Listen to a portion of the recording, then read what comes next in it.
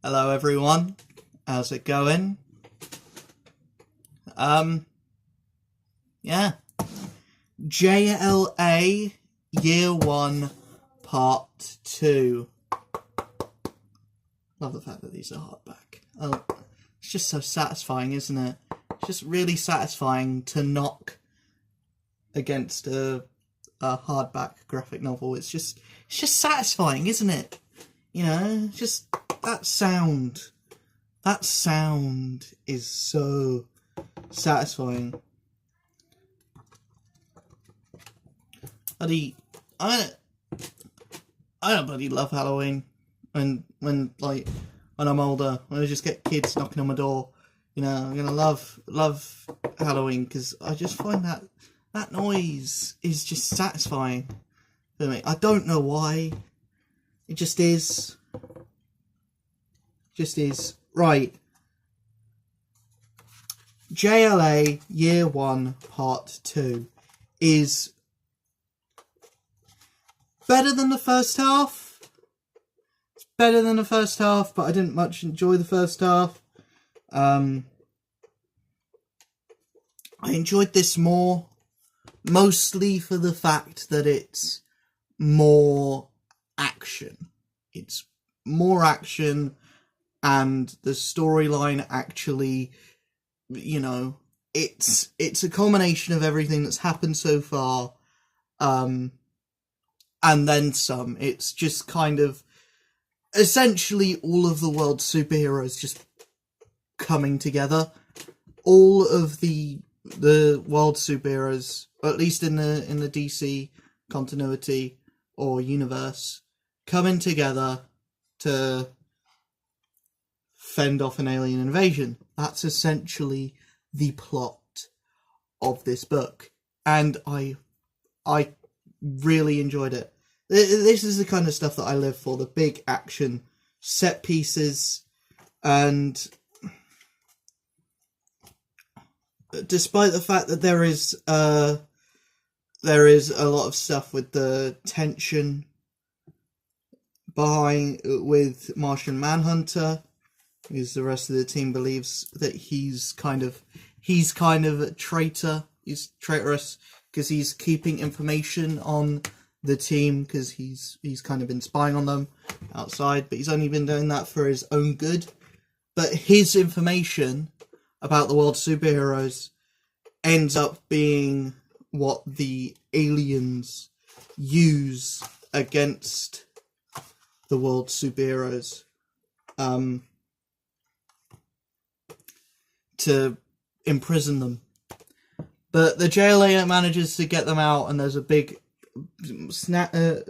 knockout, drag out fight at the end of the book.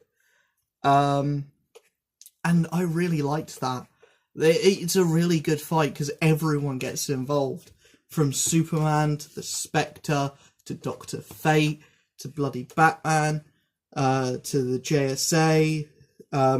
Even Plastic Man is involved, the Doom Patroller there, Metamorpho. Everyone is in this book, just to fight off this massive alien invasion. And it's good. It's the stuff that I live for. That kind of big climactic conclusion with a big fight at the end. The writing is still a bit to get past. Not nearly as bad as in the last book, because there is more action, so there's more stuff going on the page to kind of, you know, look at, instead of the dialogue, which is a bit naff, to be fair. It's very 90s, and it is very it feels very 90s like.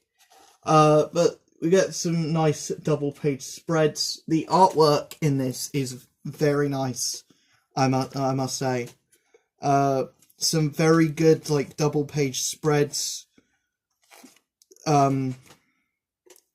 Like,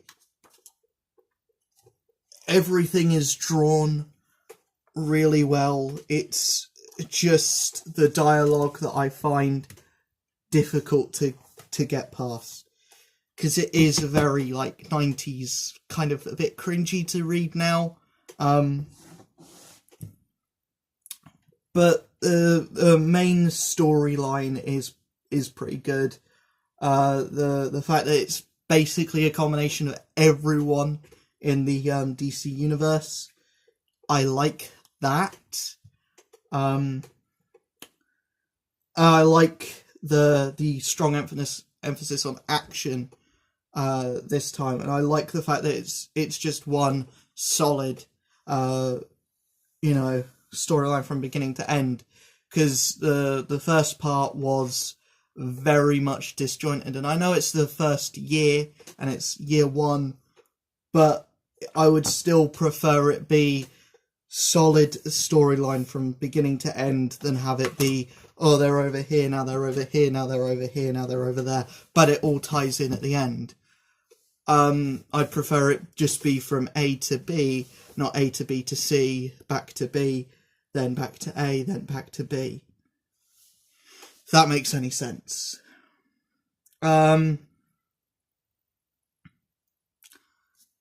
Black Canary's slightly more likeable in this half. I like the way Superman's written. Superman is probably the only character that's written well in this, even though he's written kind of very... Although the scenes with Superman in are few and far between. There is a weird backup thing with two of the villains, like a random guy, and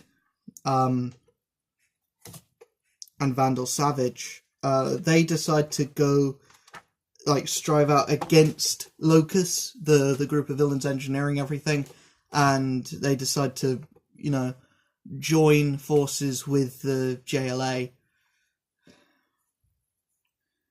But Vandal Savage, of course, being evil, he decides, I'll build a weapon to take out the aliens, but also to take out the Justice League. And this other guy, he gets to Justice League's headquarters, gets approached, then shot in their head by who is later revealed to be the actual leader of this alien army, who is taken over the body of someone who's like with close ties with the Justice League. There's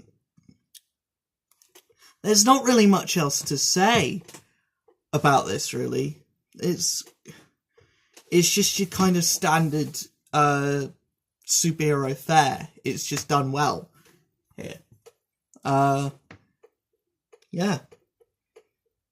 I'll probably give this a 3 out of 5, just because the dialogue is a lot to get past, and there is still quite a bit of tedium. There's quite a bit of filler here. There's although the art is good, most of the time,